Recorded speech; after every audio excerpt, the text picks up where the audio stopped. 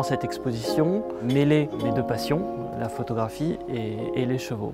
Avec en plus un sujet un peu engagé, un peu activiste, c'est-à-dire donner de la visibilité aux femmes qui travaillent dans le monde hippique, donc le monde des courses.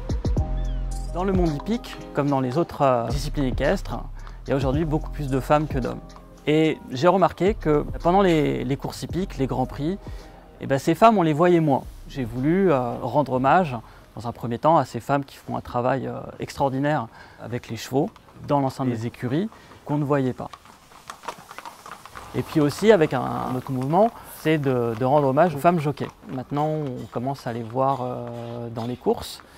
Donc j'avais aussi envie, photographiquement, de porter ce mouvement pour qu'il y ait de plus en plus de femmes jockeys qui ont aussi une approche différente de la course. C'est peut-être aussi l'opportunité d'un nouveau développement dans le monde hippique, quelque chose de plus responsable au niveau du cheval. Toutes les femmes que j'ai pu photographier à travers cette exposition, ça s'est fait naturellement, dans une grande complicité. C'est comme un dialogue photographique. Elles ont compris ma démarche. J'ai essayé de représenter la bienveillance que ces femmes portent à leur travail, portent aux chevaux.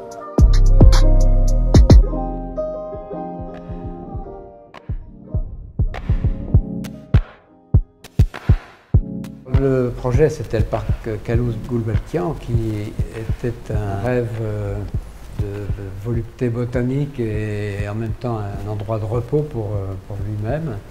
Donc j'ai essayé de retrouver, à travers ma propre vision aussi bien sûr, ce qu'il avait pu y éprouver en allant s'y reposer.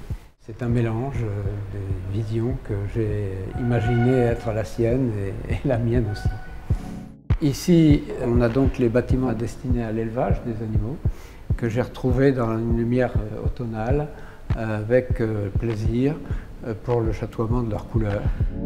On retrouve le désir de respecter la nature qu'il avait très fortement dans son aménagement, comme en témoignent ses correspondances avec Saint-Jean-de-Perse par exemple.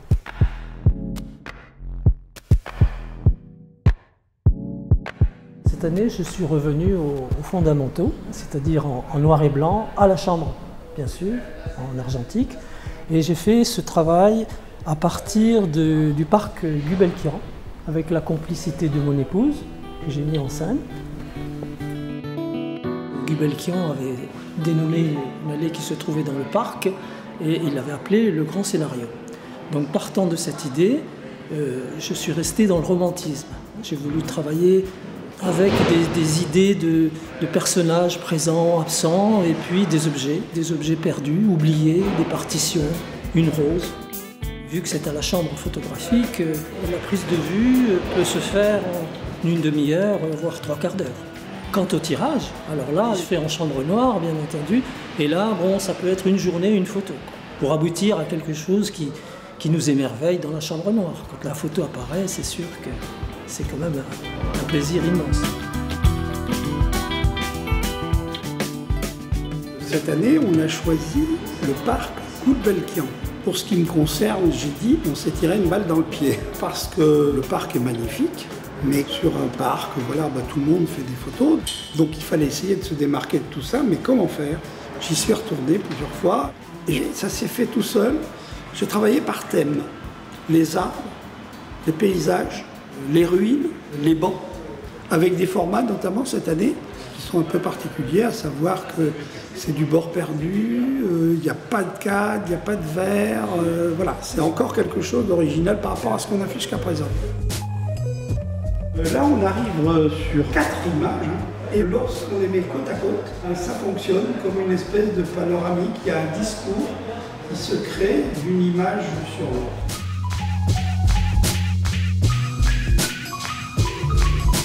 Je m'appelle Margot Elodie. Manu. Angélique. Moi c'est Angélique. C'est Léo. Moi c'est Camille. Je m'appelle Timothée. Nous sommes en première euro-espagnol du lycée André Morat. On a produit des photos en argentique. En noir et blanc, on se concentre sur d'autres détails qui ne sont pas la couleur. On observe une photo différemment. Quand on a eu connaissance du projet, on a tout de suite pensé à prendre des photos dans les lieux qu'un lycéen ne va pas de manière régulière, comme ici dans le grenier ou dans la salle des profs ou les cuisines du CELF par exemple. Tout en montrant la vie lycéenne qu'on vit tous les jours. Et aussi la vue qu'on a au quotidien au lycée.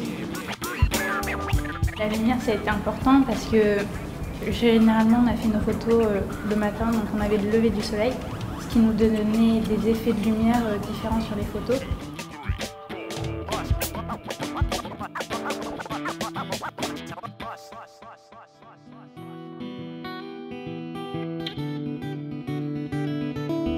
J'adore travailler sur les textures en fait, régulièrement sur des textures de bois, de murs, des choses comme ça. Et mon projet au départ, c'était travailler sur les planches elles-mêmes. Et puis, j'aime aussi travailler sur l'histoire des lieux. Donc je me suis dit, on va travailler sur les pas, puisque les pas sont intégrés à l'histoire de Deauville, avec toutes les célébrités, les anonymes qui sont passés. C'était aussi un excellent moyen de pérenniser un petit peu le passage des touristes, des festivaliers sur le lieu des planches, qui pour moi est vraiment un lieu emblématique de Deauville. C'est le principe de la photo de rue en fait. J'étais carrément couchée par terre pour prendre les gens au ras du sol et prendre un maximum de pieds et de pas en mouvement. Au bout d'un certain moment, les gens oublient le photographe et nous on rentre dans le paysage. J'ai la même démarche que lorsque je travaillais en argentique. Je prends une voire deux photos. C'est mon œil qui voit instantanément le cadrage et puis l'angle et puis la lumière.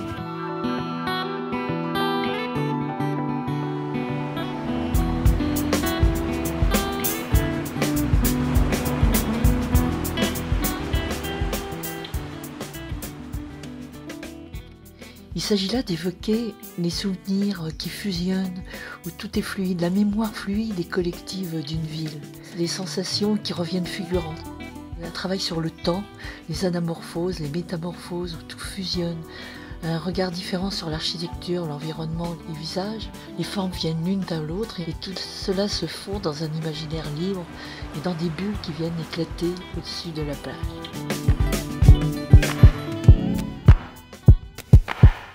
Vous ne pouvez pas vous promener dans Deauville sans voir de chiens. Des petits, des grands, toutes sortes de chiens. C'est un lien social, vous vivez avec votre chien, vous allez faire vos courses, vous allez à la plage, vous rencontrez des voisins. Je trouvais que c'était important de le montrer.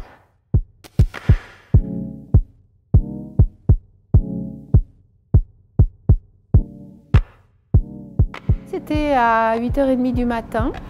Elle s'est arrêtée, elle a profité de ce petit rayon de soleil d'automne bienvenu. Et les chiens sont vraiment perplexes, en se demandant qu'est-ce qui lui arrive.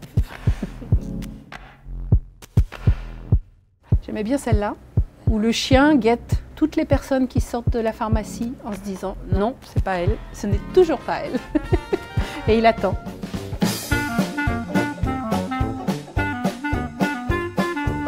Mêler le présent et le passé, c'était une bonne idée sur Deauville.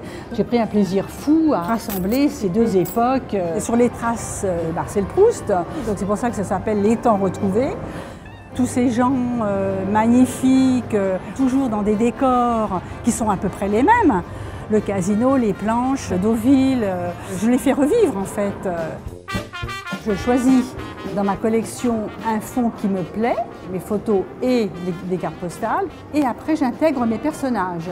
Ensuite, je vais chercher des personnages de notre temps pour mélanger. Tout ça doit marcher ensemble, et c'est vrai qu'on arrive à des situations formidables. On a vraiment l'impression quelquefois que ça fait une photo. L'ancien, le passé, tout est intégré. C'est un duo avec mon mari. Je crée donc mes histoires, et quand c'est terminé, j'interviens sur le réalisme, c'est-à-dire qu'on puisse y croire. C'est la lumière, c'est les lignes de fuite, je la colorie, je l'éclaire, je fais les ombres, je la rends crédible. En beauté. C'est la même image, donc c'est mon premier regard sur ce que je fais. Et c'est très important. Ce que j'ai voulu faire pour Deauville, c'est venu petit à petit. C'était pas un postulat, c'était pas une idée de base, parce que je travaille plutôt de façon instinctive sur la photographie urbaine. Au fil de mes allées et venues, parce que je suis de Caen, et de ma petite résidence que j'ai effectuée à Deauville pendant un peu plus d'1 an, je me suis raccordé à une ancienne idée que j'avais eue sur la côte de Nacre, sur ce que j'ai appelé Deauville vidée, où en général, les stations balnéaires, notamment la côte de Nacre, effectivement, en Normandie, mais c'est dans beaucoup d'autres stations en France, qui sont plus ou moins en saison morte, comme on dit, pendant 7-8 mois de l'année. Et qu'est-ce que ça raconte, cette ambiance un peu parfois étrange, un peu d'abandon, que ce soit les équipements municipaux, que ce soit la plage, que ce soit les magasins qui se retrouvent fermés. Et il y a toute une ambiance comme ça qui se dégage, et notamment à Deauville. Pendant un peu plus d'1 an, je suis venu une douzaine de fois. Et moi, j'ai une façon particulière de travailler, c'est que je suis en vélo. C'est pour moi l'idéal pour faire de la photo. J'ai découvert une ville pas très grande mais assez multiple. Il n'y a pas que les belles villas, Deauville, il y a plein de choses, il y a plein de logements sociaux, il y a plein de gens qui travaillent. En termes d'équipement, d'architecture, il y a aussi plein de choses qui se télescopent un peu, qui ne sont pas forcément visibles sur les cartes postales.